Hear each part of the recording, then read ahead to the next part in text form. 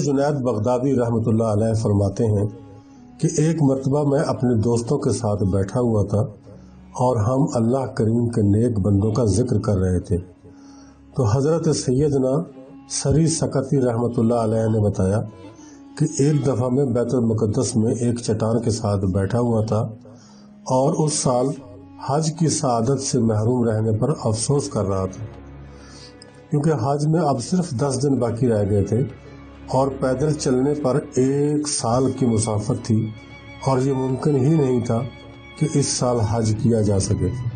میں نے دل میں سوچا کہ جانے والے تو جا چکے اور اب تو دن بھی بہت تھوڑے رہ گئے ہیں، جبکہ میں یہاں موجود ہوں۔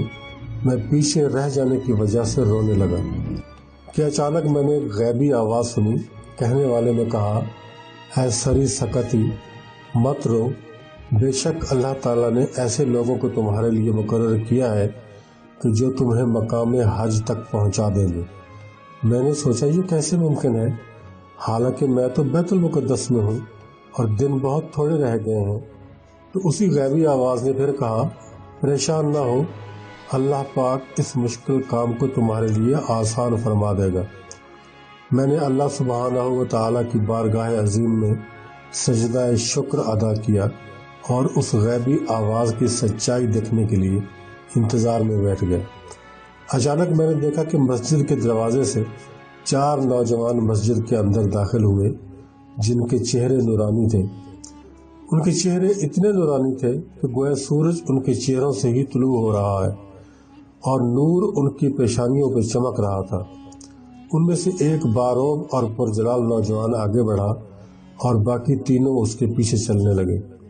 ان سب نے بالوں کا لباس اور کھجور کے پتوں سے بنے ہوئے جوتے پہنے ہوئے تھے۔ وہ چٹان کے قریب ہوئے اور اللہ تعالیٰ کی بارگاہ میں دعا کے لیے ہاتھ بلند کیے تو ان کے انوار سے مسجد بھر گئی۔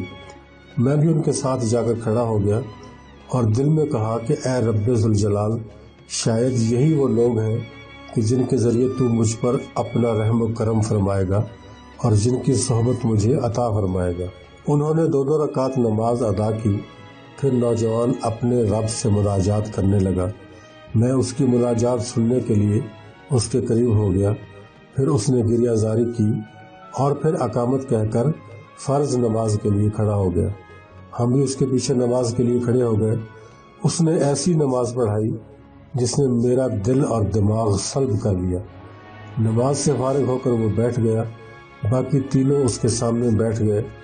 میں نے ان کے قریب جا کر سلام پیش کیا تو نوجوان نے میرا نام لے کر وعلیکم السلام ورحمۃ اللہ وبرکاتہ کہا اور کہا کہ تم وہی شخص ہو نا جس کو غیبی آواز کے ذریعے خوشخبری دی گئی ہے کہ اس سال تمہارا حج فوت نہیں ہوگا۔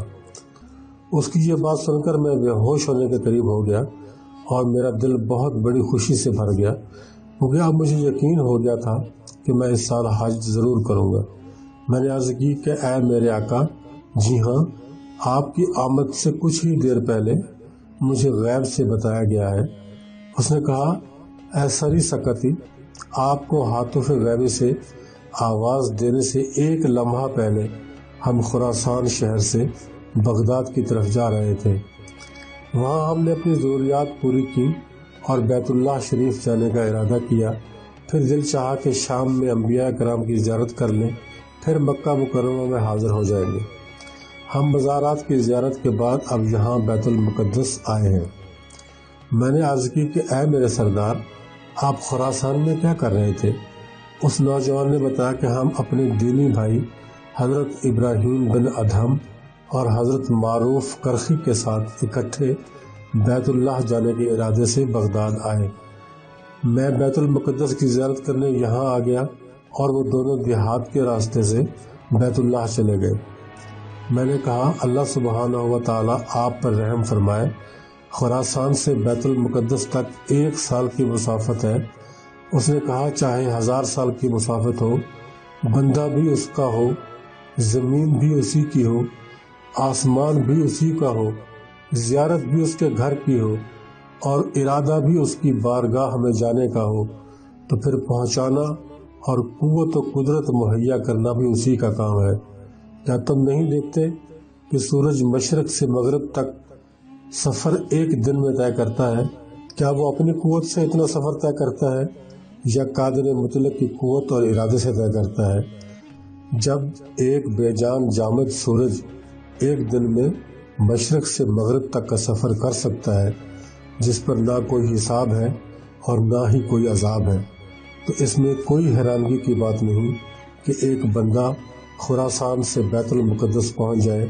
اللہ عز و جل ہی قدرت اور قوت کا مالک ہے اور خلاف عادت کام اسی سے صادر ہوتا ہے جو اس کا محبوب مختار ہو۔ اے سری سکتی، دنیا اور آخرت کی عزت اختیار کر اور دنیا اور آخرت کی ذلت تک پہنچنے سے بچ۔ میں نے عرض کی کہ اللہ تعالیٰ آپ پر رحم فرمائے، دنیا اور آخرت کی عزت کی طرف میری رہنمائی فرما دیجیے۔